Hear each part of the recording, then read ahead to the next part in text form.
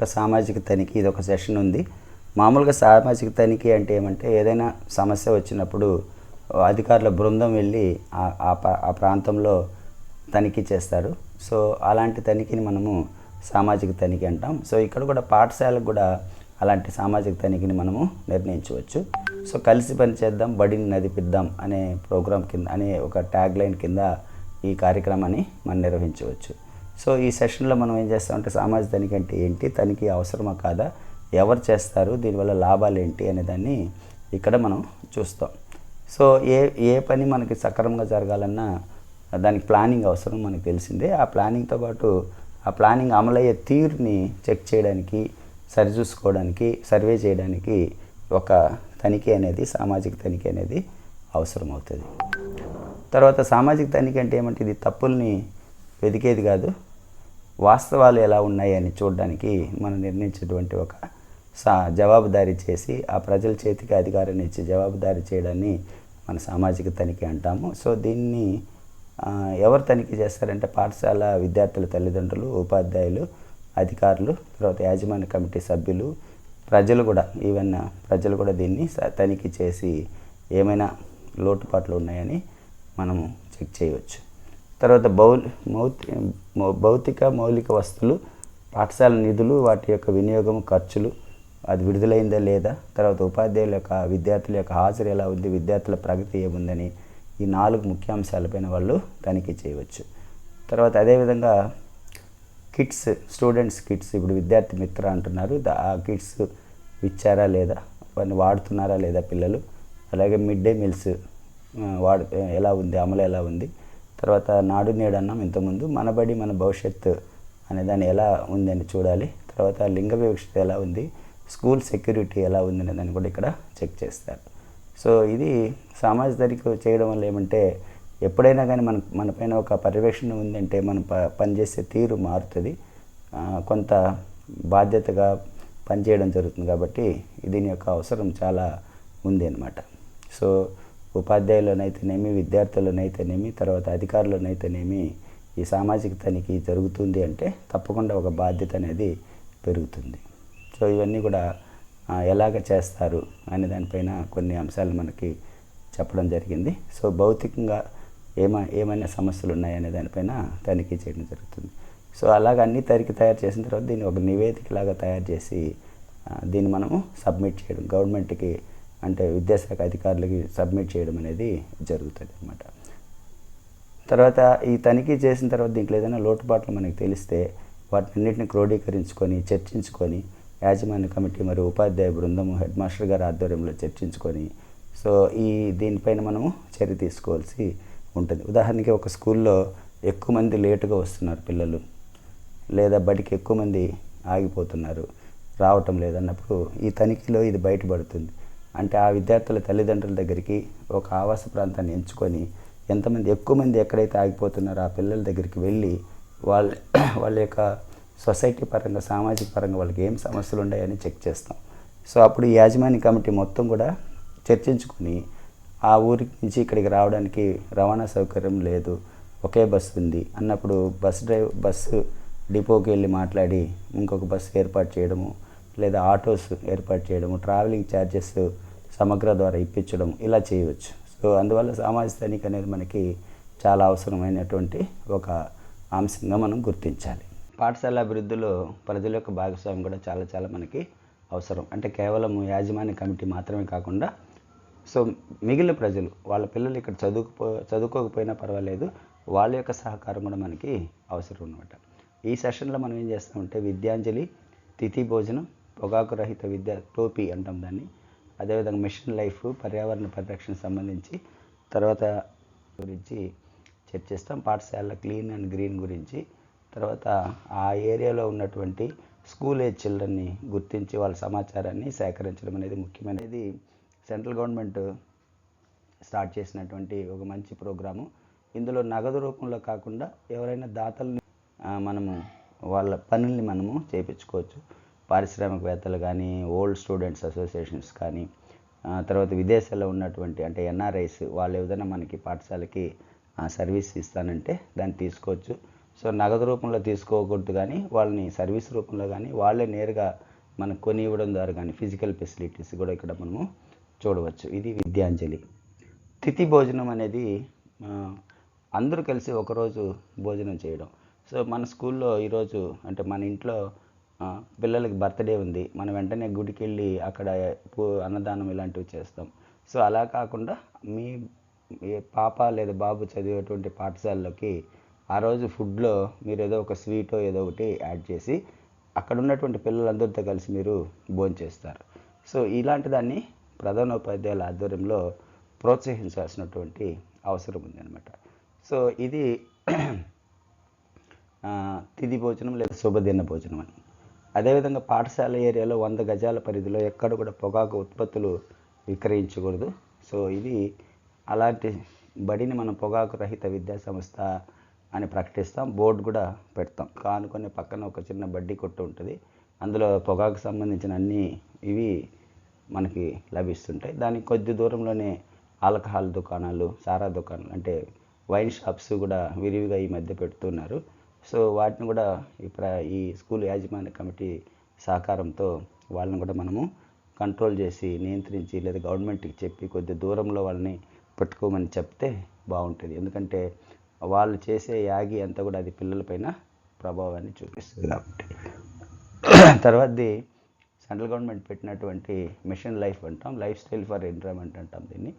So ఇందులో ఎనర్జీని పొదుపు చేసుకోవడం, నీటిని పొదుపు చేసుకోవడం, ప్లాస్టిక్ని వాడకుండా చూడడం, తర్వాత ఫుడ్ సిస్టమ్ అంటే మన మిల్లెట్స్ ఇలాంటి వాటిని పెంచడం, తర్వాత క్లీన్ అండ్ గ్రీనింగు, తర్వాత ఆరోగ్యకరమైనటువంటి జీవన విధానం, ఈ వ్యర్థాలను తగ్గించడం అనేటివన్నీ కూడా అంశాలు ఉంటాయి.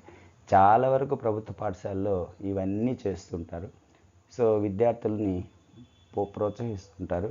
ముఖ్యంగా biology teachers national green core ఆధ్వర్యంలో ఈ క్లీన్ అండ్ గ్రీన్ అనే కార్యక్రమాన్ని విరివిగా చేయడం జరుగుతుంది అన్నమాట.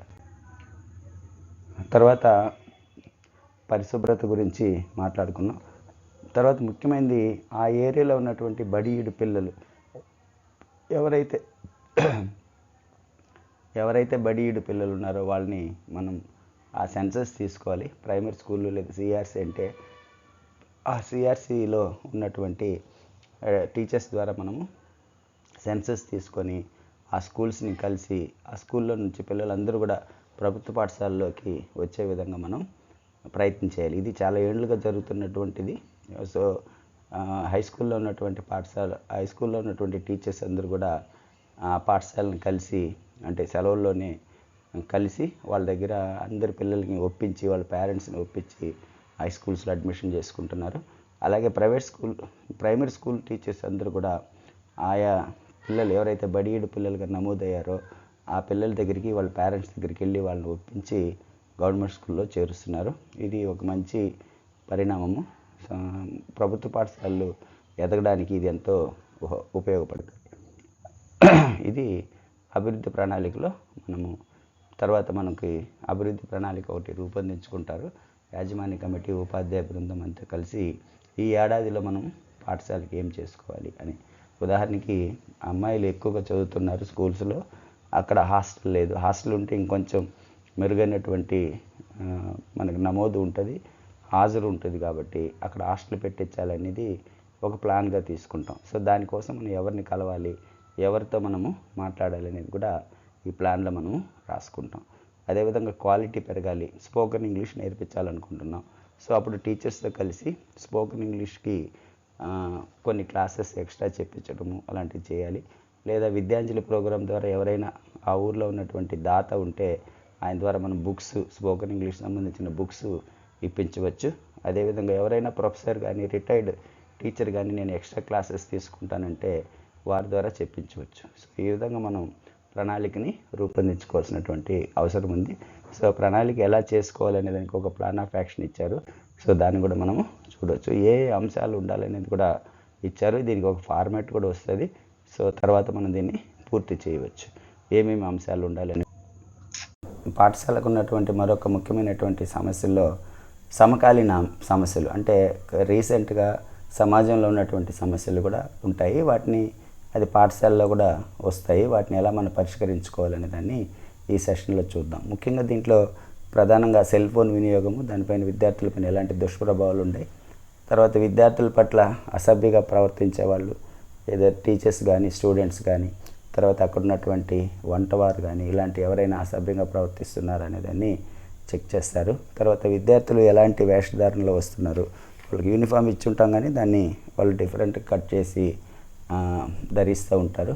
అలాగే వాళ్ళ కటింగ్, ముఖ్యంగా ఎక్కువ మంది బాధపడుతున్నటువంటి అంశం ఏమంటే కటింగ్ పలానా సినిమా యాక్టర్ లాగా ఉంది అని చెప్పి పిల్లవాళ్ళు అలా చేసుకుంటూ ఉంటారు. సో దానిపైన ఒక సమస్యగా మనము తీసుకుంటాం. అదేవిధంగా టీనేజ్లో ఉన్నటువంటి పిల్లలు ఉన్నారు కాబట్టి సెకండరీ విద్యలో, సో వాళ్ళు ఈ ఆకర్షణ ద్వారా ఇన్ఫాక్చుయేషన్ అంటాం, ఆకర్షణ ద్వారా ఒక హీరోని అనుకరించడం ద్వారా, సో వాళ్ళు హీరో చేసినట్టు వీళ్ళు కూడా చేయడం ద్వారా ఎదుర్కొనే ఇబ్బంది, దానికి కౌన్సిలింగ్ ఎలాగ ఇవ్వాలనేది, తర్వాత పాఠశాల విద్యార్థుల రక్షణ, స్కూల్కి వస్తున్నటువంటి పిల్లలపైన జరుగుతున్నటువంటి అఘాయిత్యాలు, వాళ్ళని బెదిరించడము, సో ఇలాంటి వాటిని ప్రొటెక్ట్ చేసుకోవాలి. అదేవిధంగా పాఠశాల ఆస్తుల్ని మనం పరీక్షించాలి. సో నైట్లో చాలా ఇబ్బందులు జరుగుతున్నాయి. సో అలాంటి ఆస్తుల్ని మనం రక్షించడానికి ఏం చర్యలు తీసుకోవాలి, తల్లిదండ్రులు తమ పిల్లలతో ఎలా మాట్లాడాలనే అంశాలను ఇక్కడ చర్చిస్తాం. చాలా మంచి టాపిక్ ఇది. ముఖ్యంగా సెల్ ఫోన్ వినియోగం అనేది ఇప్పుడు మొత్తం సొసైటీ ఎంటర్టైన్మెంట్ జోలికి వెళ్ళిపోయింది. అంటే మొబైల్స్ చేతులకు వచ్చిన తర్వాత ఎక్కువగా వినోద కార్యక్రమాలపైన మోటివేట్ అవుతున్నారు. సెల్ ఫోన్లో వచ్చేటువంటి రీల్స్, ఇన్స్టాగ్రామ్స్లో మెసేజ్లు పెట్టడం, షార్ట్స్, యూట్యూబ్లో షార్ట్స్ చూడడం, అవి చూస్తుంటే ఎవరికైనా కూడా దానిపైన అడిక్ట్ అయిపోయే అవకాశం ఉంటుంది. చూస్తూనే ఉంటారు దాన్ని. సో వాటిపైన ఎలాగ మనము డిస్కస్ చేసుకోవాలి, అందరూ కలిసి దీనిపైన డిస్కస్ చేసి, సో ఎంటర్టైన్మెంట్ నుంచి పిల్లల్ని ఎడ్యుకేషన్ వైపుగా మరల్చాల్సినటువంటి అవసరం ఉంది. సో వినోదం నుంచి విద్య వైపు నడిపించాలి. సో అది మనం డిస్కస్ చేయాలి. అలాగే అనుచిత వేషధారణ, అంటే బయట వాడు చూసేటువంటి హీరో, అంటే ఇప్పుడు మనం ట్రైనింగ్లో ఉన్న వాళ్ళందరూ ఈ అక్కినేని నాగేశ్వరరావు గారు, ఎన్టీ రామారావు గారు, అలాగే చిరంజీవి ఇట్లా ఈ గారు, ఈ వారిని చూస్తుంటాం, మనం శోభన్ బాబు ఇట్లా వాళ్ళని చూస్తుంటాం. అలా లేదని మనం ఫీల్ అవుతాం. కానీ ఇప్పుడు వాళ్ళకి చూస్తున్నటువంటి హీరోలు శోభన్ బాబు లాగా లేరు. సో అది డిఫరెన్స్ అనమాట. సో కాబట్టి బయట ఏదైతే ఉందో అలాంటి వేషధారణ వీళ్ళు ఉంటున్నారు కాబట్టి వాళ్ళు కొంత కౌన్సిలింగ్ ఇచ్చి ఇది మంచిది కాదు, మీరు చదువుకునేటప్పుడు ఇవి అనే ఒక అంశాన్ని వాళ్ళకి చెప్పి, చదువు విలువలను చెప్పి చేయాల్సినటువంటి అవసరం ఉంది. తర్వాత హార్మ్ఫుల్ ఎఫెక్ట్స్, మొబైల్ ఫోన్ వల్ల ఏం హార్మ్ఫుల్ ఎఫెక్ట్స్ ఉందని చూడాలి. తర్వాత ఇక్కడ చూస్తే good touch and bad touch ఉంది. సో గుడ్ టచ్లో గుడ్ టచ్ ఎలా, అలాగే బ్యాడ్ టచ్ ఎలాగనేది మన పిల్లలకి లైఫ్ స్కిల్స్ ద్వారా మోస్ట్లీ బయోసైన్స్ టీచర్స్ చెప్తుంటారు. సో ఈ బ్యాడ్ టచ్ అనేది రిలేటివ్స్ నుంచి, తల్లిదండ్రులు, వాళ్ళ బంధువులకు సంబంధించి, సో ప్రీవియస్ స్కూల్ పిల్లలు, అంటే మన ఇంతకుముందు గతంలో చదివినటువంటి పిల్లలు, సో వాళ్ళ ద్వారా, తర్వాత చాలా చోట్ల ఉపాధ్యాయుల ద్వారా కూడా ఈ బ్యాడ్ టచ్ అనేది వాళ్ళ కేసులు అనేటివి బయటపడుతున్నాయి. సో వాటిని పోగొట్టుకోవడం కోసం వాటిపైన మన అవగాహన కల్పించాల్సినటువంటి అవసరము ఉందన్నమాట. హెయిర్ స్టైల్స్, ఇది పెద్ద ప్రధానమైనటువంటి సమస్య ప్రస్తుతం. తర్వాత అదేవిధంగా వీటికన్నిటికీ కారణాలు ఏంటి అనేదాన్ని మనము రూట్ కాజ్ని వెతకాలి. అంటే డైరెక్ట్గా కటింగ్ కొట్టుకొని వచ్చాడని వాడిని గుంజీలు తీయించడము, లేదా బయట నిలబెట్టడము, లేదా మనమే కత్తి తీసుకొని, అంటే టీచర్ మనమే ఒక బ్లేడ్ ఏదో తీసుకొని మనమే మొత్తం మందికి తల గొరికేయడం, గుండు కొట్టేయడం అనేది సమస్యకి పరిష్కారం కాదు, సమస్యని పెంచుతాయి అవి. సో అందువల్ల దీనికి రూట్ కాజ్ ఏంటి, వీడు ఎక్కడి నుంచి ఇది చేశాడు అనేదాన్ని వాళ్ళ పేరెంట్స్ని పిలిచి కౌన్సిలింగ్ ఇవ్వడం, ఇలాంటివన్నీ మనము చేయవలసినటువంటి ఉంది. దీనికి యాజమాన్య కమిటీ ఏదైతే ఉందో వాళ్ళు సహకరించాల్సినటువంటి అవసరము ఉంది. అదేవిధంగా సీరియల్స్లోను, సినిమాల్లోనూ వస్తున్నటువంటి ఈ టీనేజ్, అంటే వాళ్ళు ఎదురు చూస్తున్నటువంటి వినోద కార్యక్రమాల్లో ఉన్నటువంటి వాటి వల్ల కూడా ఇబ్బందులు గురవుతున్నారు పిల్లలు. సో వాటిని కూడా మనం డిస్కస్ చేయాల్సినటువంటి అవసరం ఉంది. సో పాఠశాలకి రక్షణ, ప్రహరీ గోడ లేనప్పుడు ఏం జరుగుతుంది, ప్రహరీ గోడ బదులు మనం ఏం చేయాలి, సో ఇలాంటి భద్రత సంబంధించినటువంటి అంశాలు, పిల్లలు రైల్వే గేట్ కానీ రోడ్డు కానీ క్రాస్ చేసేటప్పుడు ఏం చేయాలి, తర్వాత మన యొక్క ఆస్తుల్ని, ల్యాబ్స్ ఉంటాయి, కంప్యూటర్స్ ఉంటాయి స్కూల్స్లో, సో వీటన్నిటిని మనం పరీక్షించడం కోసం ఏం చేయాలని మనము ఇక్కడ డిస్కస్ చేయాల్సినటువంటి అవసరం ఉందన్నమాట. అలాగే పిల్లలతో తల్లిదండ్రులు ఎలా వ్యవహరించాలి, వాళ్ళతో మాట్లాడాలి, వాళ్ళకి టైం గడపాలి, కొన్ని అంశాలపైన శిక్షణ ఇప్పించాలి, తర్వాత వాళ్ళకి నేర్పించాలి, టాక్ట్ఫుల్గా వాళ్ళతో వ్యవహరించాలి. ఎక్కువగా ఒకటి ఎక్కువ మాట్లాడినా కష్టమైపోతుంది, ఒకటి తక్కువ మాట్లాడినా కష్టమవుతుందని పెద్దవాళ్ళు చెప్తుంటారు. అలాగా మనం జాగ్రత్తలు తీసుకోవాలి. Best teacher plus best parent equal to best student అని మనకు చెప్తున్నారు. సో ఆ విధంగా మనం ముందే నేను చెప్పినట్టు teachers are the second parents are the first teachers అన్నాను. సో ఆ విధంగా పిల్లల యొక్క మంచి నడవడికి, క్రమశిక్షణకి, తర్వాత వాళ్ళ ప్రగతికి ఈ యాజమాన్య కమిటీలు ఎంతో ఉపయోగపడుతుందని పడాలని కూడా నేను కోరుకుంటున్నాను.